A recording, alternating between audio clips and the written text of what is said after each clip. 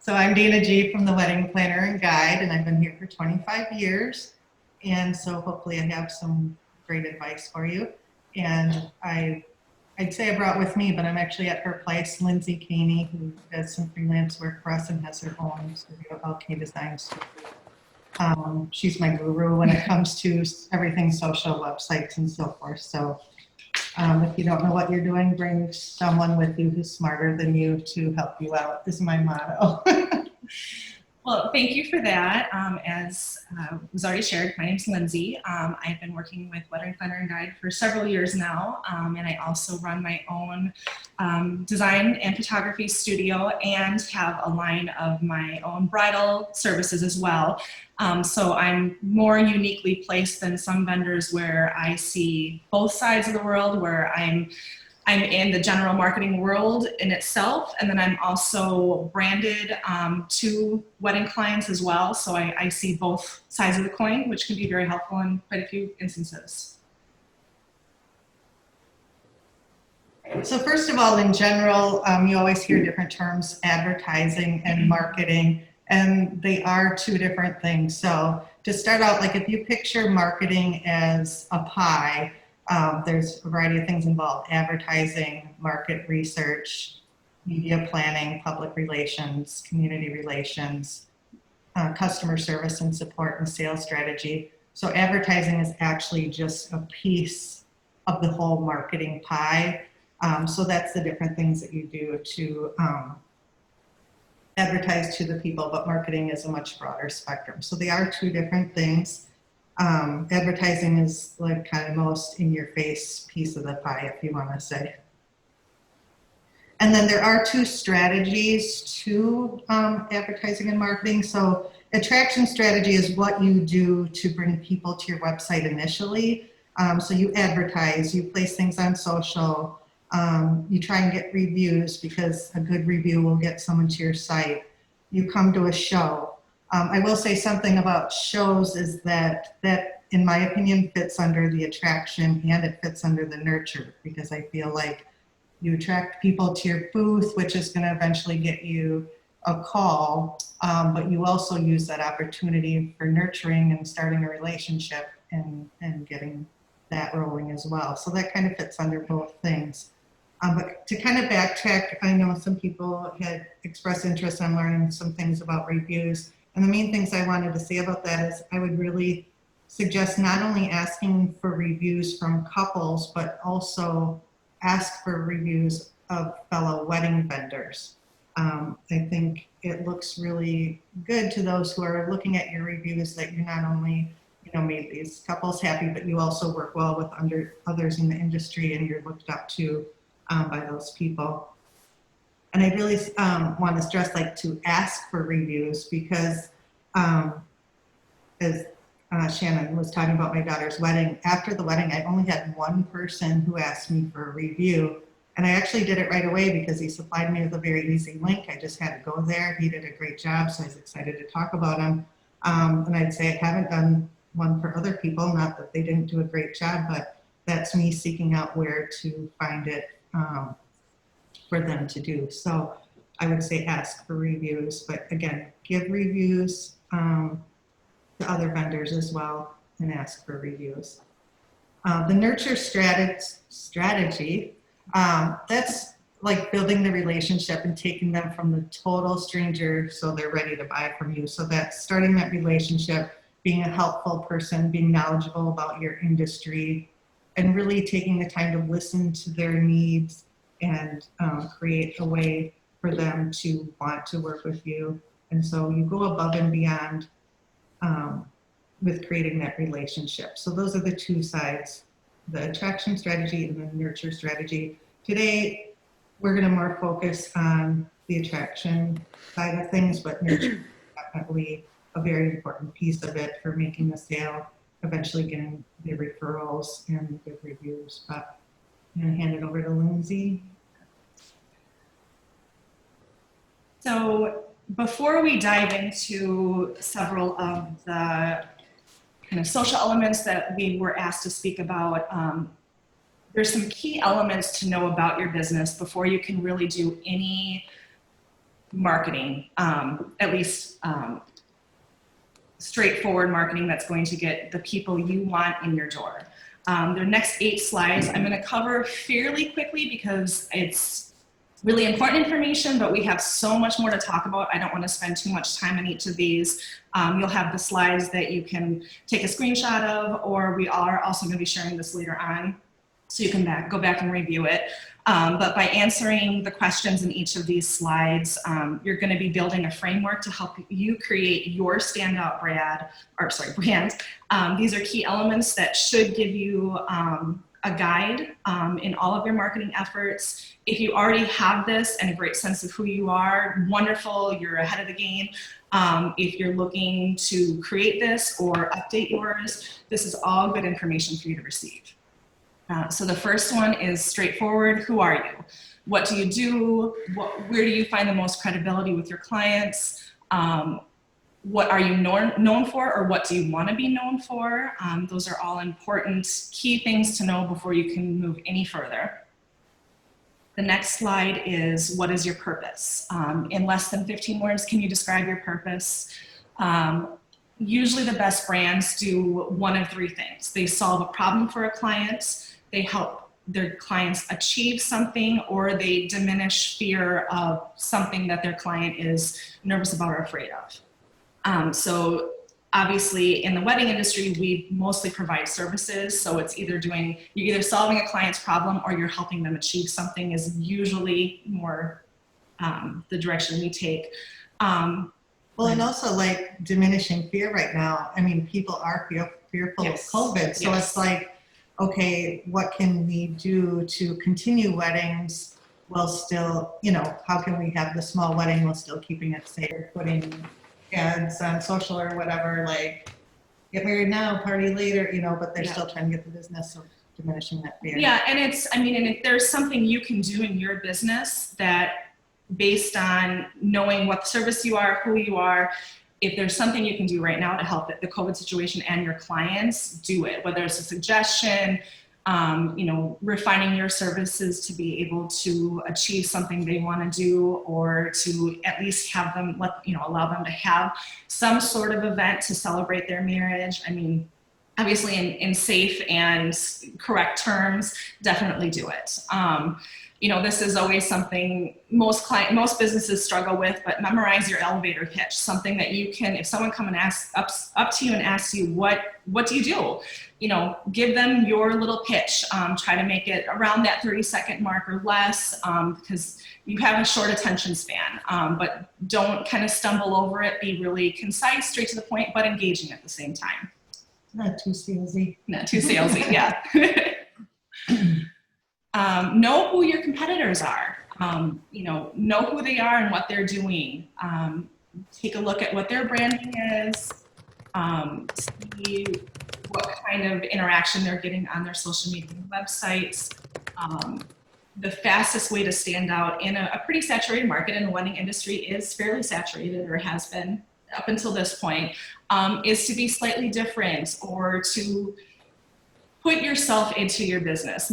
At least myself for sure, and most of the people that I know who are wedding vendors, they're small businesses, and part of the thing that makes them unique is putting themselves into their business and letting them be kind of the face of it, and talking in a manner that they would on a normal basis to their clients, and not being, like Dana said, overly salesy. So those are all really good things to know. You can be friends with your competitors. That's completely okay. I mean, there's times I get together with other stationers and other people I know as designers, and we talk shop. We see what's going on in the industry, and we talk back and forth. Just because a client might choose someone over yourself doesn't mean they might not like your work, but they might have been sold on something their competitor did that was better, or the pricing or something like that. So if you're in the know about what they're doing, it will help influence your marketing and maybe give you ideas on how you can service your customers better. Sell your story, not your business. Again, putting yourself in front of your customers. Protect your brand by making sure that you put out only stuff you're willing to stand behind and you believe in. Make sure your experiences for your customers aren't liked but loved. repeat clients, even in the wedding industry, is possible. Several of my wedding clients, if I photograph their wedding, more than likely they're going to come back to me when they do pictures in the future, whether it's their family pictures or newborn pictures or just couple portraits, things like that. The better you can provide the better experience you can provide your customers, the more likely they're going to continue using you in your future or telling other people about the services that you offered. Know your goals. What are you trying to achieve? Are you trying to achieve a certain number of weddings each year? How many products do you want to sell? If you're trying to reach a specific type of couple, or if you're trying to get your business into the next price bracket for your services. Those are all really important goals to know. I just want to chime in here too that when we've gone over this, I made myself some notes that I think especially during the COVID situation, how many products, do you want to sell or what do you want to work on? I think it's really important right now to think outside the box on ideas for new products or services, and also like add-on products. And we've had to do that ourselves with, we totally understand that we may not have as many advertisers this year. So what else can we do? Because we still need to make revenue. I think we're all in the same boat with that. The show isn't working to do it in Dane County. What else can we do?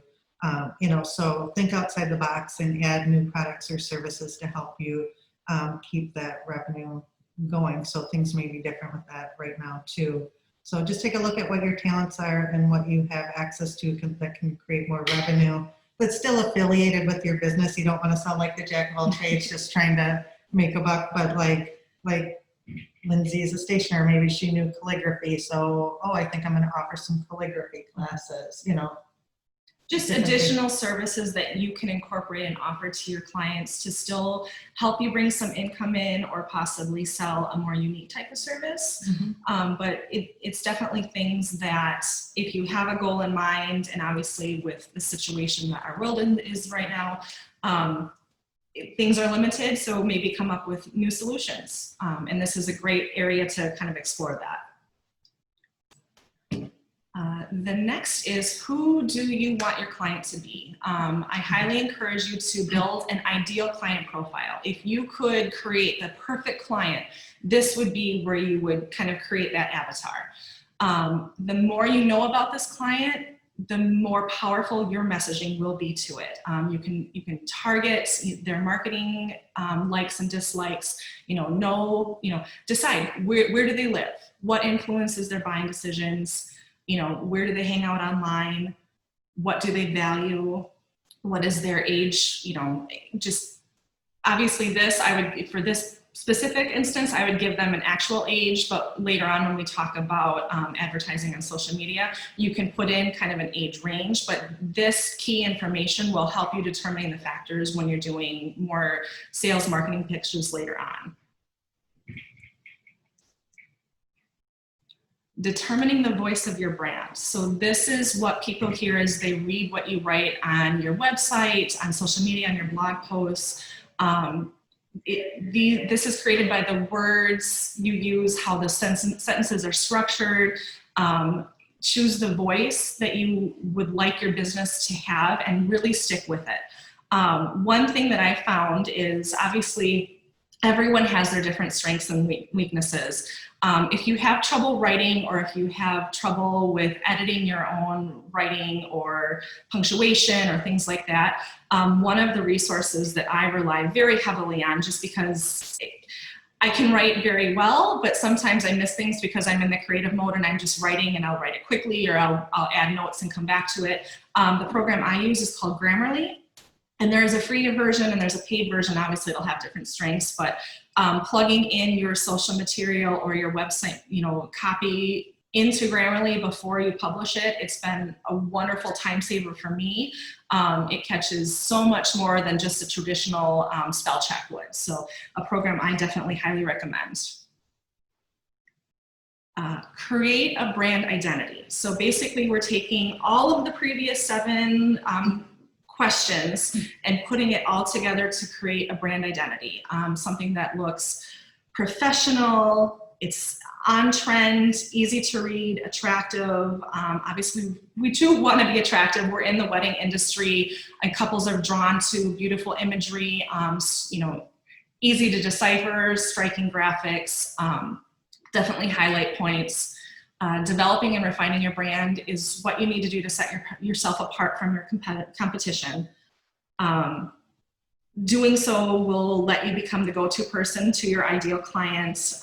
You know, you want to create an image for your business to command the pricing you desire. So if you're trying to hit kind of a higher bracket of income couples and your imagery doesn't correlate to what they're used to seeing, you're most likely not going to book that client.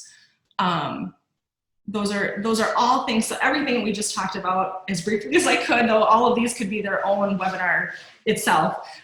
Those are all things that are going to benefit you in the long run. If you have it together and your voice, your brand, and everything's working cohesively, you're going to be more viewed as a specialist in your industry. You're more likely to be your customer's first choice when it comes to choosing which service they're going to go with. You'll give people a reason to talk about you and tell you about you to their friends, relatives, you know, business contacts. And if you have that put together and you look really professional, they're more likely to invest in your services, or maybe even invest higher services with you if you're really together. I agree. I just think if you open someone's website and it's just beautiful and gorgeous, like you just want to, you know, send them a quick email and let's chat. But if you open something and it looks old school and whatever, it's like, click off. Anyway, like after Lindsay says all this, like as she's talking about, you know, make it look the best, I'm like, I know there's people panicking out there that's like, I have no good photos. I have, you know, I don't know what I'm doing. I can't make graphics. I don't, you know, have any idea. And I was in those shoes. So I found Lindsay a few years back. You can't do everything yourself, you know. I know sometimes budgets are low or whatever, and you can do things yourself, and Lindsay will get into that later on how you can make some of this stuff happen yourself. But I truly think that if you're looking for someone to help you with social or branding, some better graphic design images, it's definitely worth getting some help. And that is one of the things, coincidentally, that we have added to our marketing kit this year. Is we are happy to help you with getting better images through photography packages we're offering, and video packages, as well as some social media scheduling and creating of content and so forth. Lindsay and I kind of joined together recently, and she's been doing it for us, so we want to offer this service to our clients to try and save you time. So if find the time or find the help is, I guess, my main thing about that. And you know, we had a full-time person on staff, and I'm a small company as well, so I totally get that sometimes it's not affordable to have somebody, you know, part-time or full-time. So I felt like getting the freelancer was a better answer for me, because I don't need somebody all the time, you know, so it was more affordable for me to do that. And yes, I could say I don't have the money, but I also can say that over time, we started looking better. Our feeds looked better, our website looked better, and clients were noticing that. You know, existing clients were doing more with us.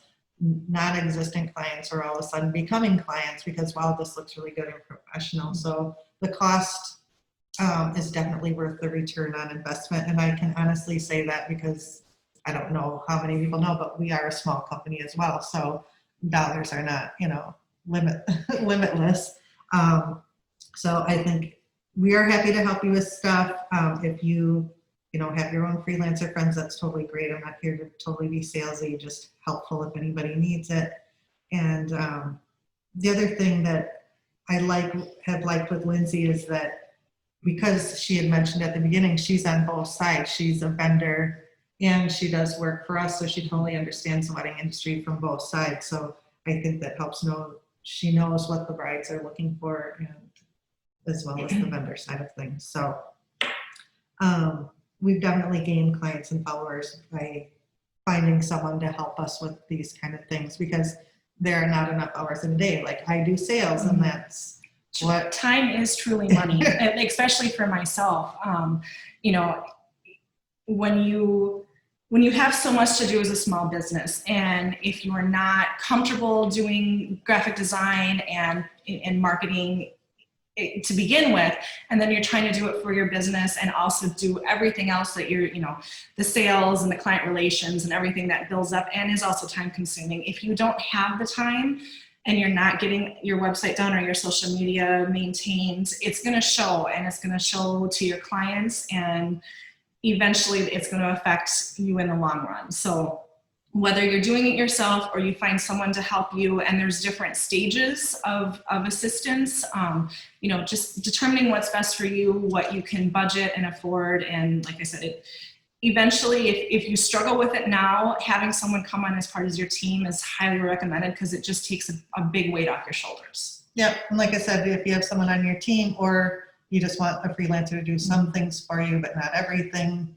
you might find that's more affordable. But I definitely think they're always going to look at your social feeds and your website before they contact you. That's just how it is. And you want to look good. So speaking of online platforms, couples feel more confident investing in your services if you have professional looking graphics across the board. I'm going to roll right into website design. I'm going to kind of keep these each brief because we could dive in fully, and there's so many logistics that go into each of these, but these are kind of the top facts you need to know. Invest in your website. While paid advertising and social media and other online platforms generate traffic to websites, to each other, the majority of online traffic is driven by search engines. And that means when someone plugs in your business name or looking for a specific service in our area, if you don't have a website or if you do and it's not optimized or it's not updated regularly, you're not going to come up at the top of the search engine. Things that will definitely influence that, as well as what your clients see, up-to-date information and graphics. So keep publishing current weddings, photos, update the testimonials. Obviously, testimonials you get from reviews, so making sure you're reaching out for those reviews is important. And this doesn't mean that as soon as you get a wedding done, you have to update it. This is keep things current within, even if it's a struggle for you, maybe in a 6-month time frame or a 3-month time frame. Like, set yourself a goal of when you're going to update it, and just keep things continual so it's fresh. If wedding clients tend to plan a year at least in advance for most, at least for my services. So if they're visiting your site a couple times in a certain month period and they see fresh content, they know, hey, you are up and running, things are happening. I'd love to see my stuff on your website. So those are all good. Obviously, sticking with what we discussed earlier, attractive branded look and style. Every business has frequently asked questions, make sure that's included on your site. A personal feel, make it interactive for the clients, make sure it's easy to navigate, easy to find contact information, clear call to actions, easy to use, make sure that the speed is there. Speed has a lot to do with how your images are sized, make sure they're web friendly, the site mobile friendly, because most clients are looking on their mobiles to check out your site. Another big thing is SEO, which I have a whole different slide for. And again, this is just the bare minimum. All of this is stuff that can get really in depth, and there's tons of information out there that you can find and utilize. Keeping your search engine optimization up in the forefront of your mind as you're designing your website, or if someone else is designing it for you, this is something that you will probably have to work with to make sure that they're putting in the right information for you. Provide clear, deep, engaging, and easy to find content on your site is definitely a help. Clear titles, relevant titles. Again, page speed is important. Making sure that it loads efficiently. Any little bit of lag in speed time and someone's going to click off your site in an instant. So keeping the speed up is really good. Keywords, make sure that the file names themselves, the images that you're actually uploading to your site, actually put your keywords right in there. Separate the words with hyphens. That way the search engines can actually define what that name is as they're doing the search. All of that is very important. Yeah, so like this would just be an example. Like if you're putting pictures on your website, would you say like LK Bridal Studio / wedding invitation or the dash. So dash basically, invitation. if I was putting something on my site for invitation specific, I would do a capital LK, which is the beginning of my name, dash bridal, dash wedding, dash invitation, dash Madison, dash Wisconsin. And then I would probably come up with some sort of descriptor for the invitation, whether it's rustic, modern, something in addition to that. And then I also tend to put some sort of client indicator on that post as well, just because then when I'm searching through images, I know which client was from, and it could be a first name, last name, whatnot. But that's just a system I use in Studio. But that is actually really important when you're placing. Don't just pull off an image and say flowers or cake or something like that. You use really rich keywords because it'll help your search engine optimization and keep things going. Obviously, the content on your pages is very important, making sure it's relevant to your services. If you have a blog, keep it updated. You don't necessarily have to have a blog. It's encouraged if you have things to share and keep updated, and you can share your client stories. It's wonderful. But if you're not going to keep it updated, nix it. It's one less thing for you to have to worry about. If you do podcasts, obviously social media, posts and feeds is a great thing to incorporate into your site. Off-page CEO is basically linking from and linking to external sites.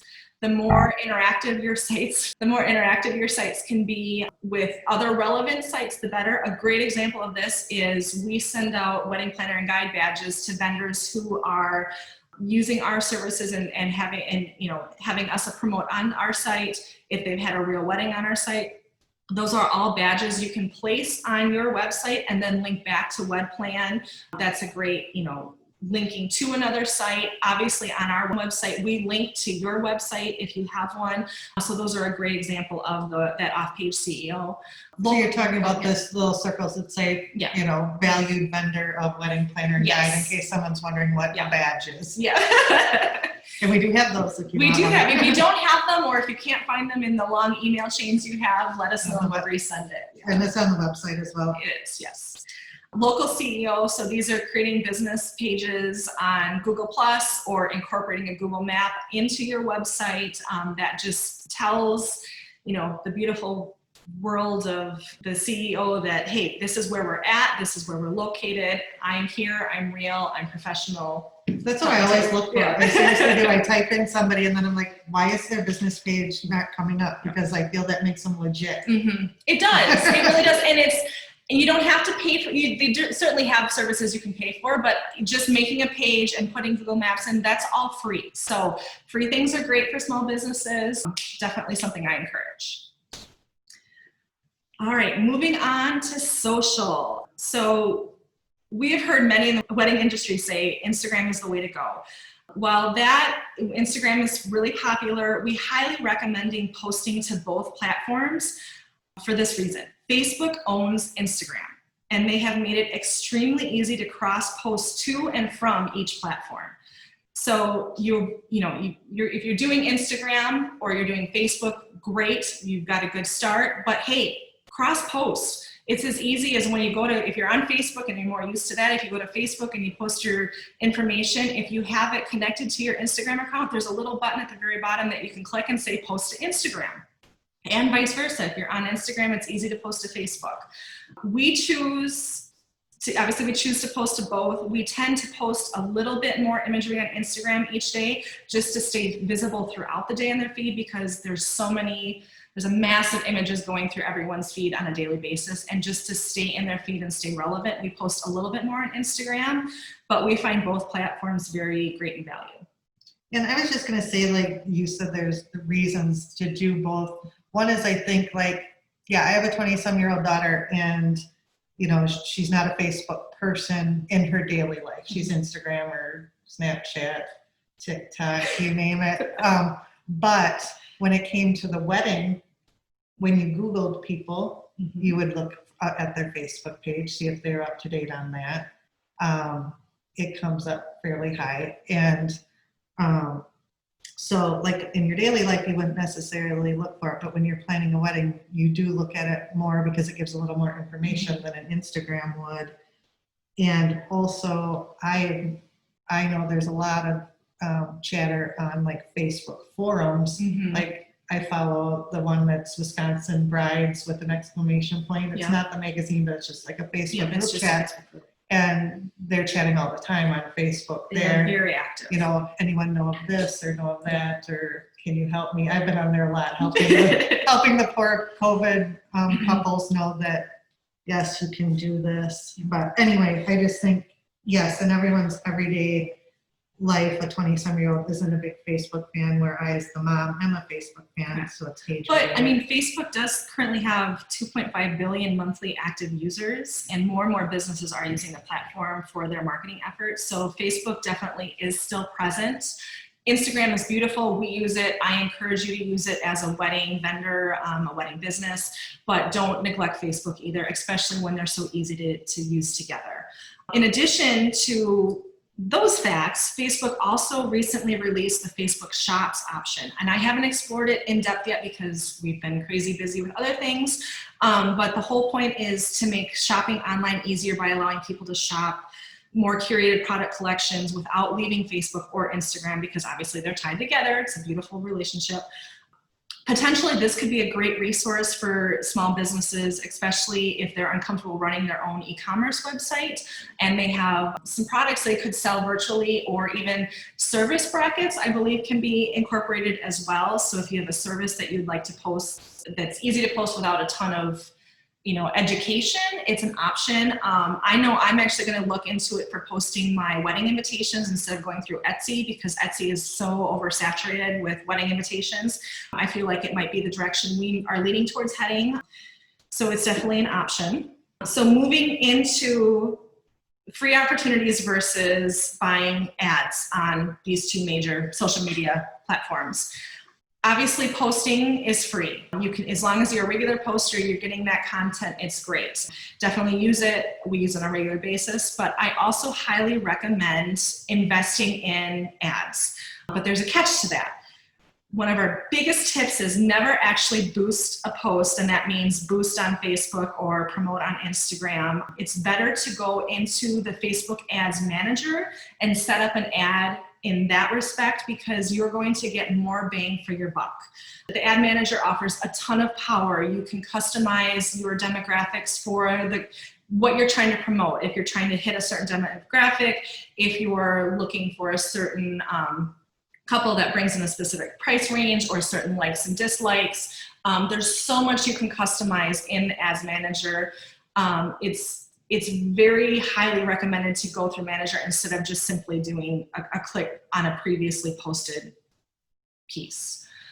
So that's when it says, "Oh, your post, yeah, way more things. It's time to boost." It's not that can't work. It's just when you do that, Facebook or Instagram just kind of does its own thing with it and kind of just does a general promotion of that post, where if you do the Ads Manager, you have so much more control and power over the post and its reach.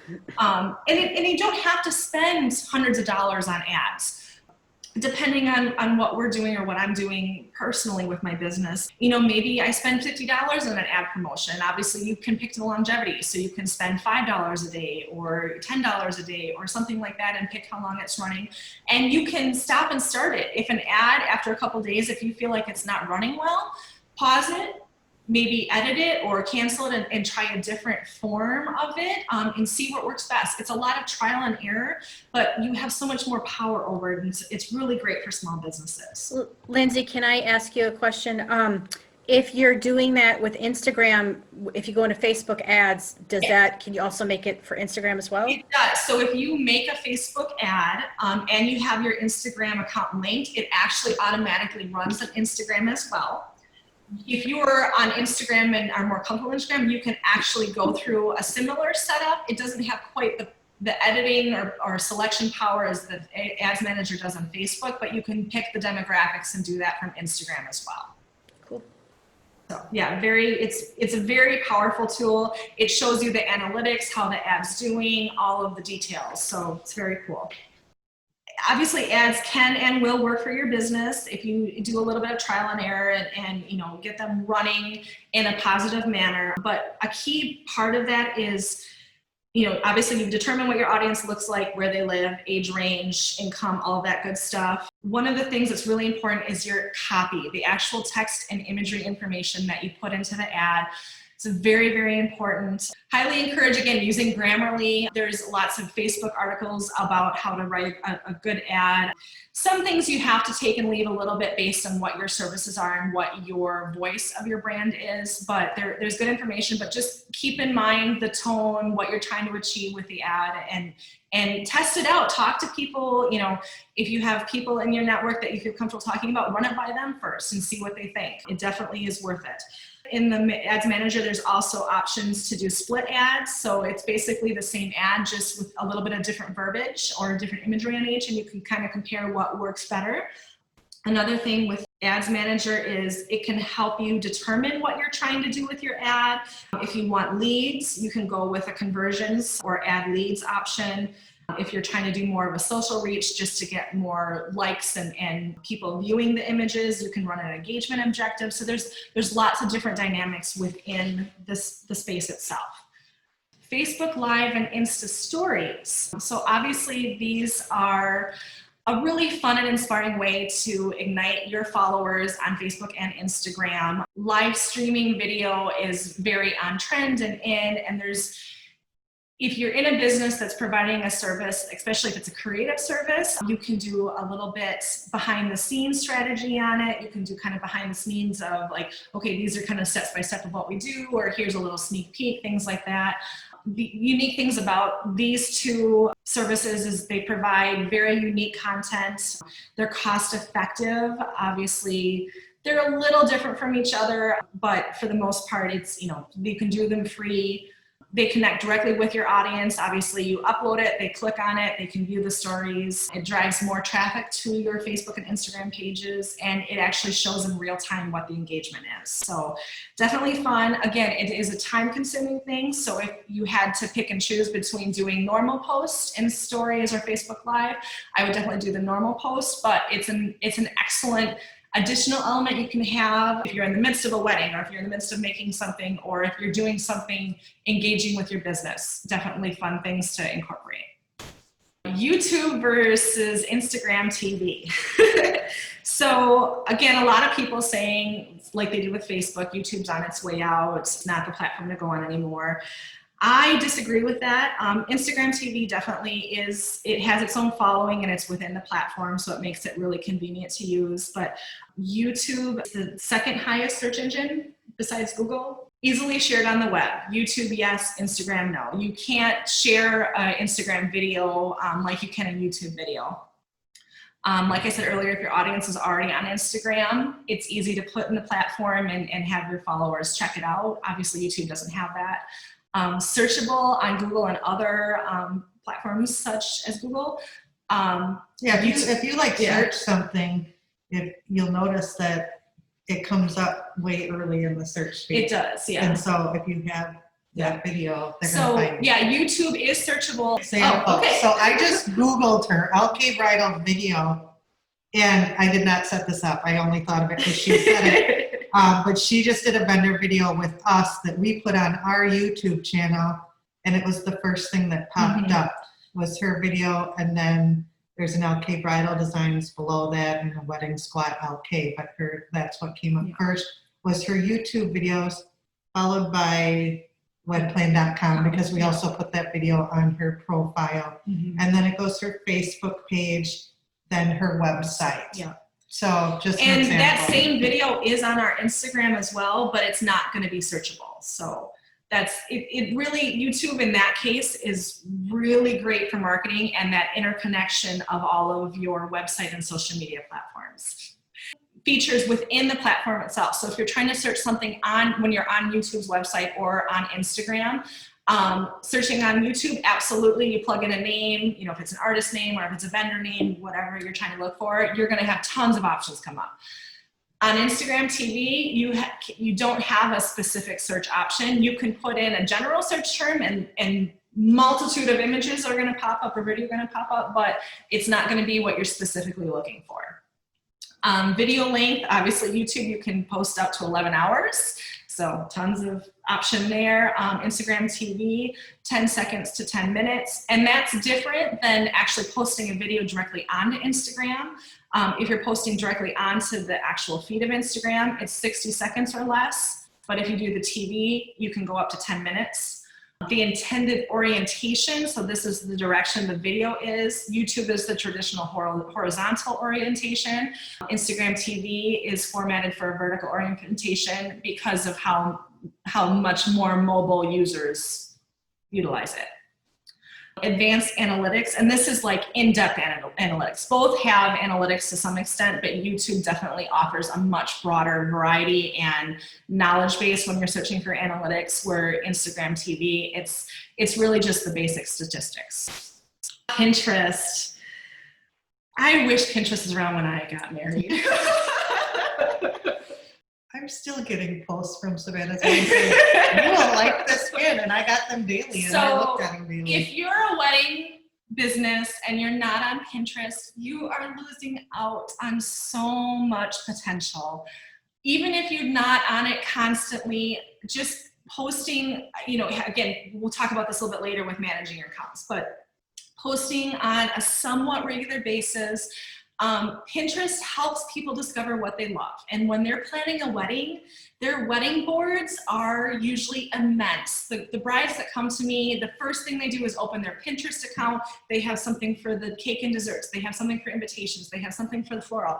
And on my side of things, whether I'm coming from a photography standpoint or an invitationer, I want to see everything that they love. And so we go through all of their Pinterest boards together, because I want to get a sense of what I'm photographing or what I'm designing for them. So Pinterest is definitely a heavy hitter when it comes to marketing opportunities for vendors.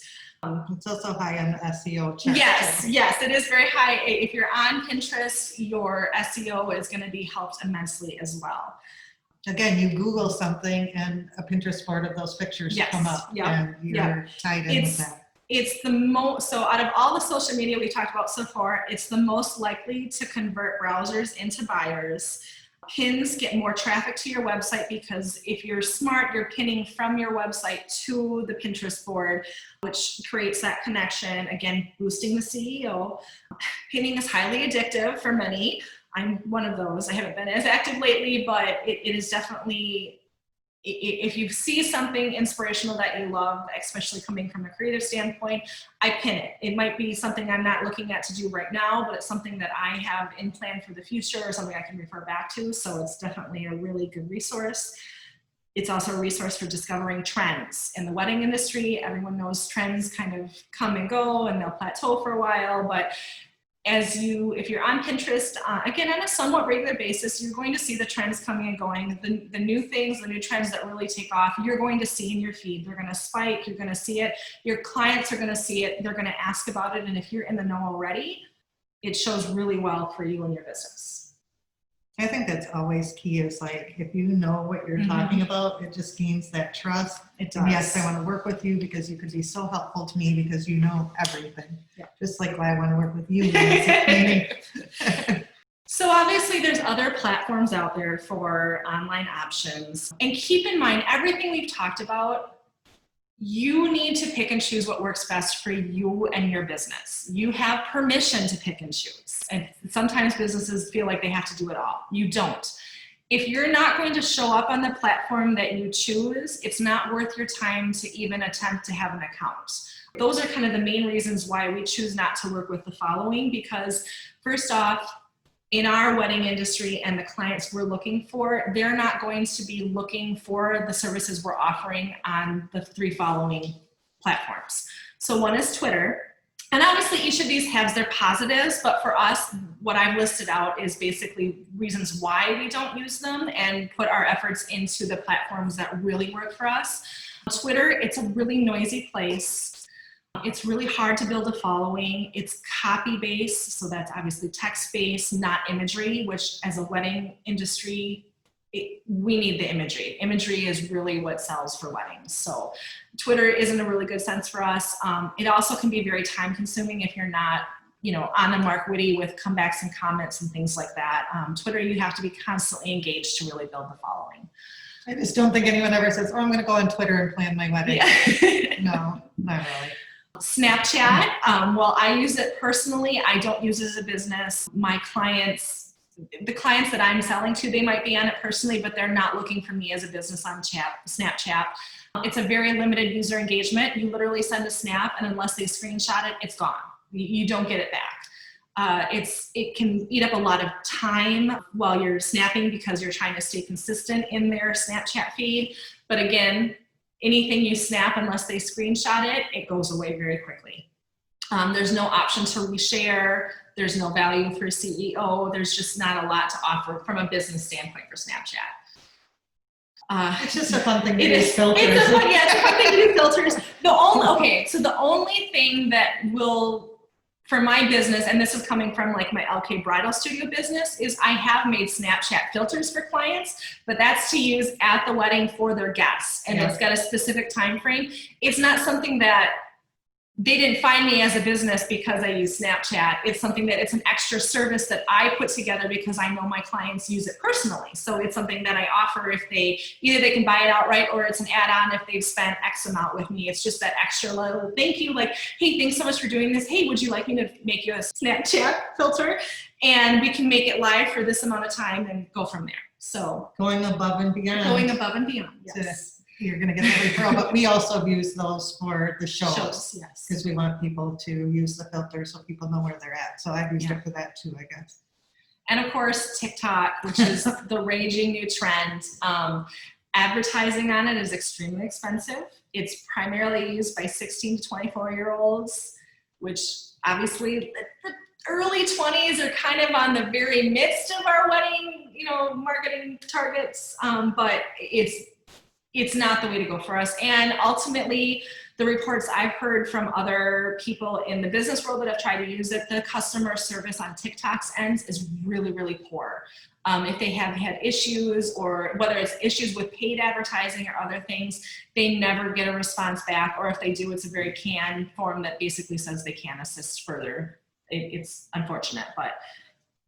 Yeah, and I just want to say before we move forward too, that you touched on the fact of like, you can't do everything. Yes. And that is also true. So like, you do need to prioritize, and it's not just like, which social platform do I want to concentrate on? That is important, because if I look at your Facebook feed and you haven't posted in, X amount of time, I'm thinking you went out of business.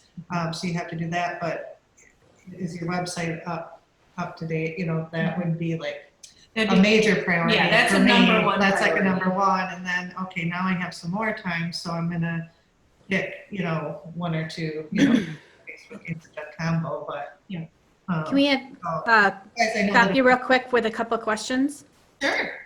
Okay, so going back to Pinterest, is that something that you can preset posts for, kind of like Instagram or Facebook? Should you? I'm going to move to my next slide. Okay. And I did one other one too before, if you're going into that. Are you covering LinkedIn at all? And is that something that you think? So we didn't cover that specifically for this, but I mean, LinkedIn is definitely a viable resource out there. I find it's more likely to do business to business referrals back and forth. I mean, it's truly built for the business world, not the consumer world.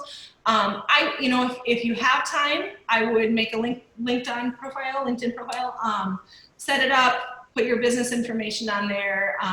It's certainly a resource to get referrals, but for us, it's not like we wouldn't do a wed plan and guide LinkedIn. It would be each of us personally, which we both personally have LinkedIn. Like I have one, and I've used it for like if we're hiring someone or from like my design studio part of it. I've had a handful of businesses reach out to me looking for services over the years, but it's not. My social feeds on Facebook and Instagram, and of course my website, those are what's driving my clients to me. And so LinkedIn emails me when I have a notification, and I will check it or respond back, but it is not, it's very rare that I have, other than someone saying hi, it's rare that it's going to be helpful. Yeah, happy anniversary, happy anniversary. Yeah, happy anniversary. Anniversary is the norm. Managing all of the social feeds that we just talked about. Obviously, as Dana had mentioned a few moments ago, this is all time consuming and it can be very overwhelming. And so I am putting out just some simple tips to help you kind of organize yourself. And again, this could be its own ongoing educational platform in itself, but We have the Dana and Lindsay show. we could do this weekly. I'll be comedy, you be reality. So number one, and this is something I do for myself and for all of the clients that we help social media with, create a calendar. I actually use just a Google spreadsheet. I have a set calendar that I create out. I literally try to plan roughly a month ahead. If I'm really organized, it's a couple months ahead. I list out what I'm posting, when I'm posting. I have it highlighted in different areas of what social media it's going on, so it's kind of color-coded as well. It keeps me visually organized on what my plan is for that month. So you're not scrambling like in the moment being like, oh my gosh, I haven't posted in 3 weeks, I need to do something, so here it is. And it either has poor relevance to the last conversation you had, or it is just really random and doesn't match your overall marketing and brand.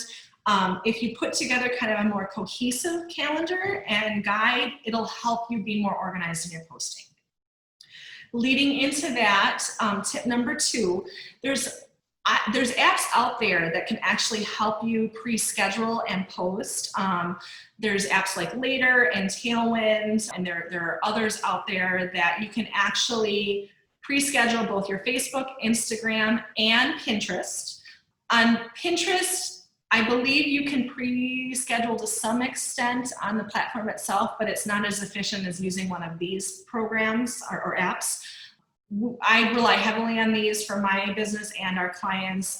It works really well. These apps also do some stat tracking as well, so you can see how things are doing inside. Most of them you can actually log in and answer back comments right in the app itself, so it's really convenient that I don't have to go to multiple different apps to manage the comments. Very helpful. Each has some version of a free option, and then there's also paid options, so you kind of have to determine what's beneficial for you.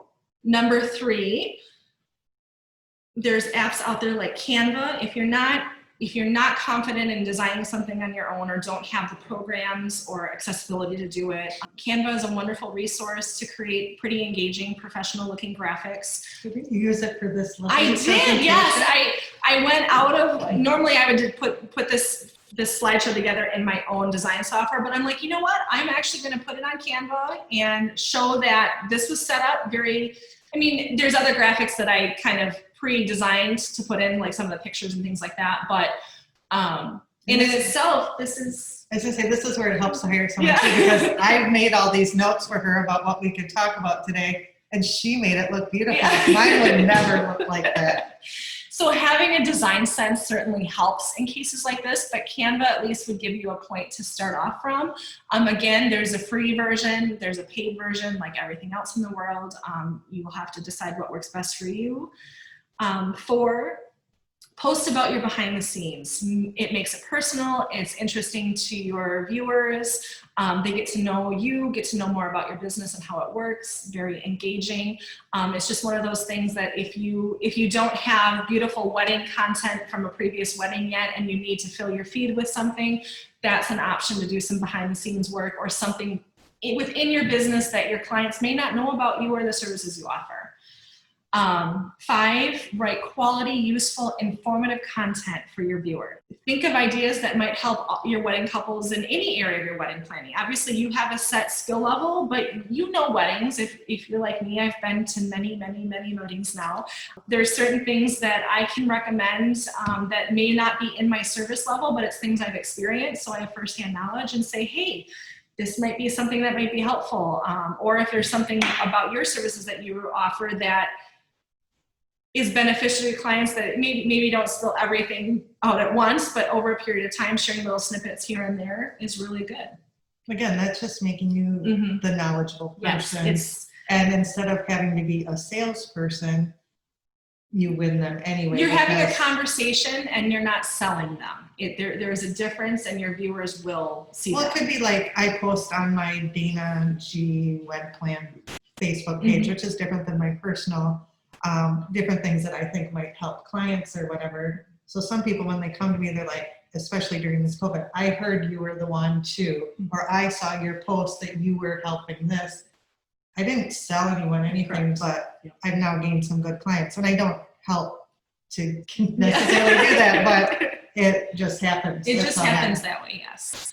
Be social, don't just post. So comment, share, answer questions, be engaged. And again, all of this can be time consuming, but if you're doing social media and a comment comes through or a post, don't just do a little like. Actually comment back something, even if it's just thank you so much for sharing, or if someone says, even like on Instagram, it's very usual to get like, oh my gosh, this is a beautiful picture, or I love this wedding dress, or the stationery is gorgeous. And be like, yes, we completely agree. And for us, we usually try to like tag the vendor a little bit further in that post or do something more, but even just in agreement and a recognition of their post is important. Well, and isn't it like if you like comment and share, Facebook sees it as better. Yep. So The more it interactive, does better. the But more your post will be seen. But I also think too that commenting and sharing, we're all wedding professionals, and other people see that. And again, it shows the relationships you have with other people, and they must be really good in the industry. They're always talking, to this person or that person. So yeah. So like I said, those are like, there's so much more can be talked about going into kind of managing your social feeds, but these are all like my top 6 tips for how to help you if you're deciding to do it yourself. As Dana said earlier, really look at your time and the effort that goes into this. And if you don't feel like you can manage it yourself, reach out to somebody who can. Obviously, we help. We'd love to help you or talk, and it can be at different levels of whatever you're comfortable at or what your budget allows. We have different options, but it's definitely useful to get aid where needed. yeah, so if you want to do this through the Wedding Planner Guide, again, it's one of our new services, and I don't mean to self-plug here, but just in case, contact myself or Kelly, whoever your sales rep is, and we would get you connected on that, and working with Lindsay. And we work with her, and I see the calendar she creates. So if I'm wondering, when is that going up again? I can glance at the calendar and be like, oh yeah, there it is. Yeah, generally once we have a client started with us managing their social media feeds, once I have the initial groundwork done and a calendar created, I usually share it with my client so they can see what's coming up. Obviously, it's your business, it's your feeds, you have input. So if there's something that happened that you want us to share, or if there is extra information we need to know, or if just a random idea comes to you, that's all part of working together and making sure that we are getting your feeds covered. So it's all useful. Very cool. Be social on social. Yeah, be social on social. It helps us all out on both sides. Yeah. So one of the things I want to talk about is partner with other wedding vendors. This is creating relationships. So earlier we talked about creating relationships with the couples themselves to win their business and get their referrals and their reviews. But in this industry, it's just as important to connect with other vendors, and there's a variety of ways you can do that. If you are posting, tag the clients that are involved in it. One of the ways that obviously helps them, because, give credit where credit is due, but it also helps you because they are more likely to share. I don't want to say like, because I want you to share. They're more likely to share. They're likely to share. They're likely to comment. Their viewers will then see it and comment, share. Like it all works together. So if you tag someone, they like it, they share it. Also, because you tag them, everyone on their feed sees it. So that is helping you, and it helps them. I go across the board here to direct connections. That's more like I don't need to be new to the business, but I want to get more business or whatever, and I'm not really familiar with people. Maybe I just start reaching out for, these days it's not necessarily a cup of coffee, but a Zoom chat, or ask people if they want to get to know each other better, Get to know their business, ask about them, kind of talk shop. Yeah, making the connection. I'm a new venue in town. I want to get in touch with all the wedding planners that are in the area and let them know I'm here. And instead of just sending out an email, I want them to know me personally, because you always refer someone that you know personally over, like, oh yeah, I heard of that place over on 3rd Street or whatever. So just making those direct connections. I actually did have someone who asked me about that the other day. They were offering some services, and we were talking about different ways, you know, even looking at our website, you can go into a category and see people's contact. And not that I want you all to like bombard our vendors or whatever, but if it's a legit thing, it helps both sides. Yes. Like, they want to know about you too, because they are a wedding planner. So couples ask for references for other venue, at least vendors for me, all the time. I mean, the amount of names I put out for everything that I don't offer at most of my consults is amazing. And if you said, oh, I don't really know anyone, Yeah. I'd be like, well, how long have you been around? It's like, I thought you were in the wedding industry. What's going on? Yeah.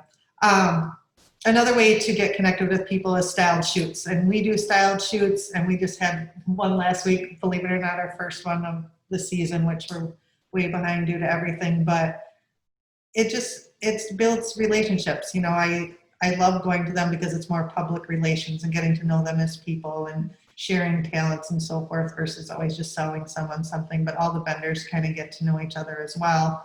That way, when they see each other out there in a wedding situation, they're familiar with each other, and that looks good to the couples too, that, hey, they already know each other. But it's also just a good way to get featured, because we'll put you on the blog, we'll put you in, you know, the publication, you know, a variety of things like that. So yep, you'd be like, if you were a part of a wedding planner and guide style shoot, you would be in the book, on our blog, in our social feeds, and we would also pull from those photos for future posts that might not be. If we're posting something that's not connected to like a real wedding or style shoot, we're always looking for the extra imagery, and those are ones we go to fairly regularly because so much work and so many vendors have been involved in it. So again, it makes it more sociable when we share it on our social media platforms. And some do styled shoots with us specifically. Yep. They're Wedding Planner Guide exclusive. Some do them on their own because they're new to the area and they need some content. So they do styled shoots together, so they have pictures for their website and so forth. And that works well too. And then they can still share with us. And they have a chance to make it in our design gallery in the book. But if otherwise, more than likely, we post those on our website as well, list the vendors involved. And again, the more your name is out there, the better, you know, search engines will pick up your name and the more interactive you are. So yeah, all good stuff. And of course, networking groups, because here we are today at the NAWP Madison chapter Zoom meeting. And I guess just like I talked about a variety of different ways to advertise and stuff, there are a variety of networking groups. I have loved NAWP. I've been in it since the beginning of time, I think, here. I just really feel like it keeps you educated. When there's an educational thing, it keeps you, you know, the public relations side with other vendors. If it's a social night or whatever, it's a variety of things that you can do. But I do go to some others, so I will let you know that there is NACE, Rising Tide Society. That's more like a entrepreneur, creative entrepreneurs, would you say, Lindsay? I know you're a member too. I like that one because I always say that I feel like the grandma of the group, and they just keep me on my toes of like knowing like what's happening now and not in 1990. So anyway, but like our customer appreciation party, I would call that like networking because it's just once a year, but you know, hopefully all the wedding professionals are coming out and you get to know people. And shows. I know people do shows for business, but shows are key to networking with people around you, taking, you know, having someone else work your booth for a little bit and getting around. Well, that or even during, I'm taking our big winter show as an example, and this is coming from a vendor standpoint, not a WebPlan team member. But during the shows, while you're setting up your booth, I usually walk around after the booth is set up Friday. Then other vendors are walking by, you know, we touch base, we say hi, how are things going? The day of, usually people make the rounds. Like I have a mental list to make sure all of my key players that I always like to touch base with and say hi to and go from there. And then there's new people you meet. So shows are a great place to network, to meet others in the wedding industry. I've had actually several, I call them more private style shoots come out of it, just because different ideas can come together at a show. And I usually make sure that I or someone who I spoke with, we pursue them, because it's either a great idea, something that's great for us, but then also for our clients. And it's really important. Yeah, I would say it's what you know, it's who you know, and, but actually in this world, a combination of both. So. Hey, we had a question come in. Lindsay be willing to share an example of her social media calendar?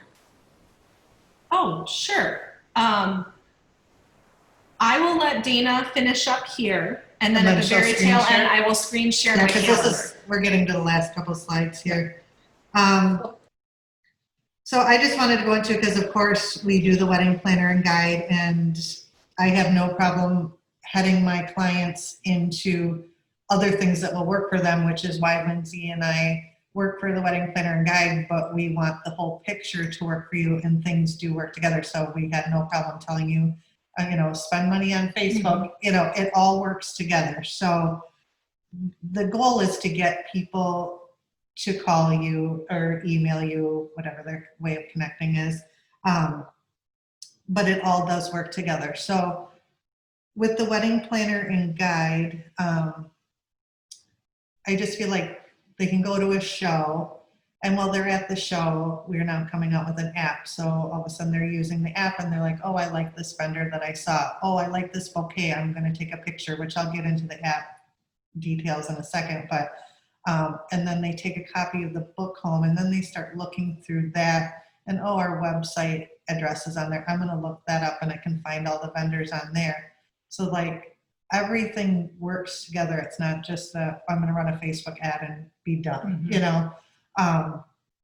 When the shows are over, we direct them, we send an email blast saying that, thank you for coming to the show, and don't forget to follow us on social. So everything we do is on purpose, and it works together. Our best package, I'd say, and I say it because it is very cost effective, is the print and digital package together, because you get the print ad, the web, and the app all together annually. You can just do the web and the app together as a digital package, and I know I say this because I'm definitely wedding planner and guide blood here, but print is not dead. Like I have told people, oh, go on their website and do this. They're like, oh, no, I have a copy of the book and I'm writing everything in those worksheets in the back, and oh, I have pages dog-eared. And I'm going to have Lindsay say something, because I feel like, of course, I'm going to say that. But she was my vendor before she worked. Correct. I was a wedding planner and guide vendor before I started working with them on the web plan team. I truly believe in print marketing still. And even just recently, I've had, the good news is I am getting inquiries for the end of this year and into next year. Some photography, a lot of invitation, which is great for us. But 3 of those inquiries for invitations recently, in the initial email, hey, we saw you in the wedding planner and guidebook. We really loved your work. We'd love to sit and talk with you more. I met with a photography bride. Oh my God, it was still a wedding that happened this year. It was my first wedding in February. We came in for our final consult, and she had a copy of the guide. She had earmarked it because there was a couple wedding pictures she really liked, and she had an idea out of the book for a reception sign that she brought with. So even in just my, I'm in Reedsburg. I'm an hour away from Madison. I know the guide is distributed really well in southern Wisconsin, but my clients are showing me that they are utilizing the book. So to me, a print, an ad in the actual print publication is still really relevant, and it's getting me getting me clients. So I back it, I invest in it. I think it's a great resource. In amidst to also being on the WebPlan website, even though I had my own website, being in a publication and planning experience like we offer to our couples from the wed plan standpoint is crucial. It shows that I am active in the wedding industry. This is it's a Madison resource, kind of southern Wisconsin resource. Couples feel more confident in the vendors that are on their website and in their book. And so that's why I, as a vendor, believe in it and invest in it. Thank you. I just wanted to go back to the reason I put them all together, because if print, if you, no matter how I say it to you, if you still don't believe print, you know, is working or whatever, then you still get the web and the app, you still get the digital side, and it's not anymore because I didn't double our price. I didn't, you know, I just, you know, packaged them together. And so you can still get that, whether you're a print or a digital fan, you can get it all. But like I said, you can do them separately as well. Social, free, or paid options. What that really means is you are more than welcome to send us real weddings. If you did a cool shot or you had an awesome, helpful idea, or you posted something that you're like, hey, Dana, can you share this? Sometimes we can't, you know, it depends on what it is, but we can definitely talk about things like that and get you this free publicity because you're our clients and we want to help you. Sometimes we just have to stay in the format of what we're doing, but definitely share things with us or me and I can get it in the right hands. But some paid options are like we have vendor spotlights. Sometimes you can get those vendor spotlights for free as an early bird incentive for signing up. The vendor spotlights are on our social feeds, and then it links over to a blog post about you. And do you have any insight of how well those the vendor spotlights are actually, especially more recently, they've been, I don't have the numbers right in front of me, but I know they've been really well received, especially for vendors who might have done a couple. Like if you compare one, if a vendor did one several years ago compared to now, obviously our website stats and our social feeds have greatly improved over the last few years. And so it's definitely getting seen.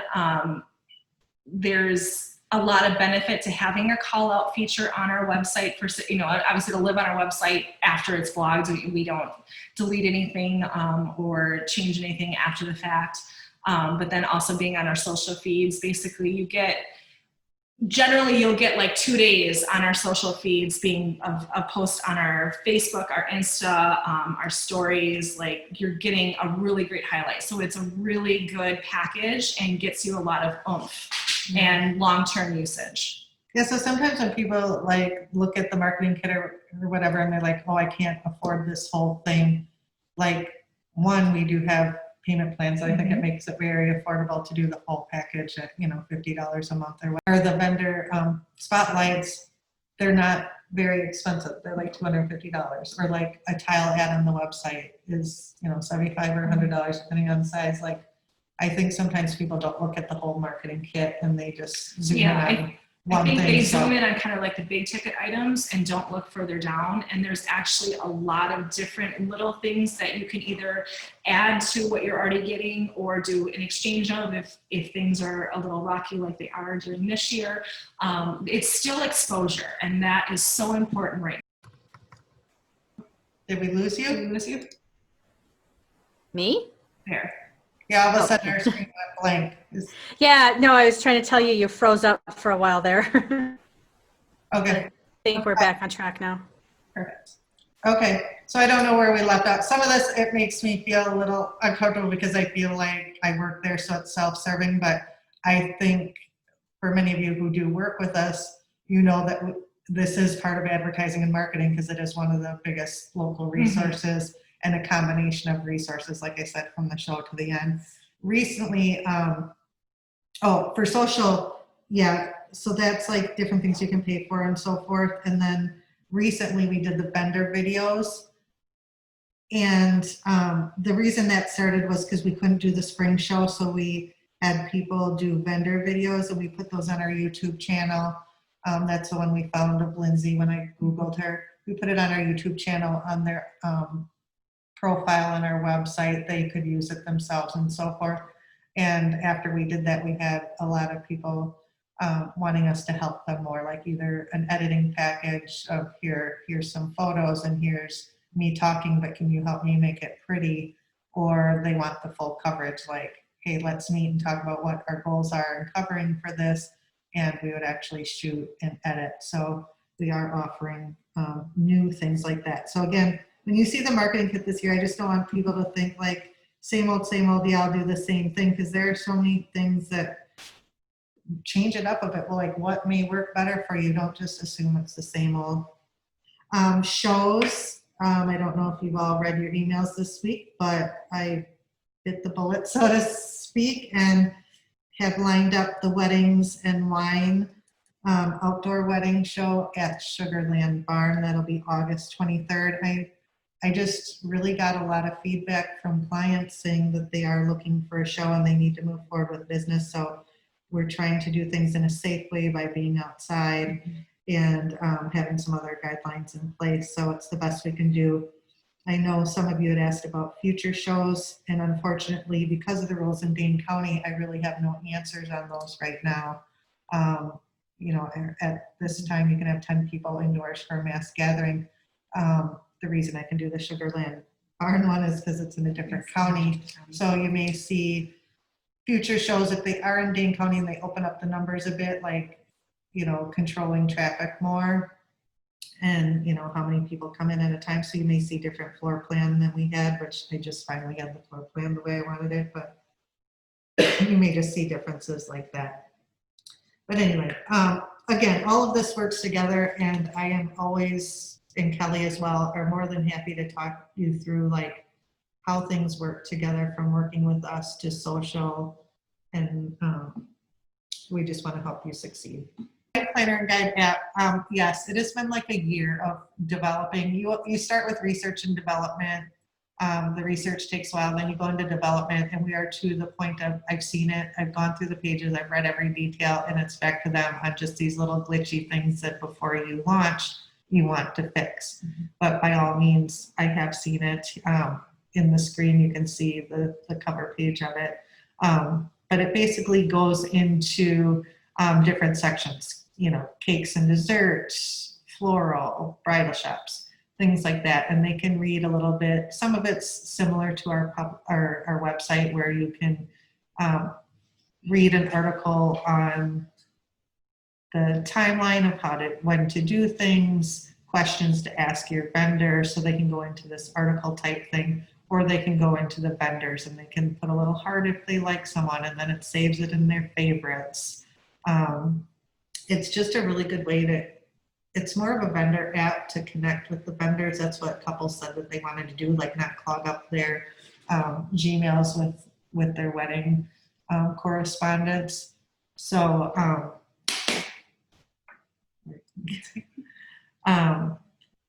they can also snap pictures. So there's a little camera feature on there where they can go in, and again, if they're at an appointment with you and, you know, say Lindsay's showing them an invitation ensemble they really love, and they want to just take a picture because they want to keep it in their phone, but within the app, instead of going through their gallery of pictures. Mm-hmm. Well, where did I put that one from that meeting? Everything's all together. Everything's all together, yeah.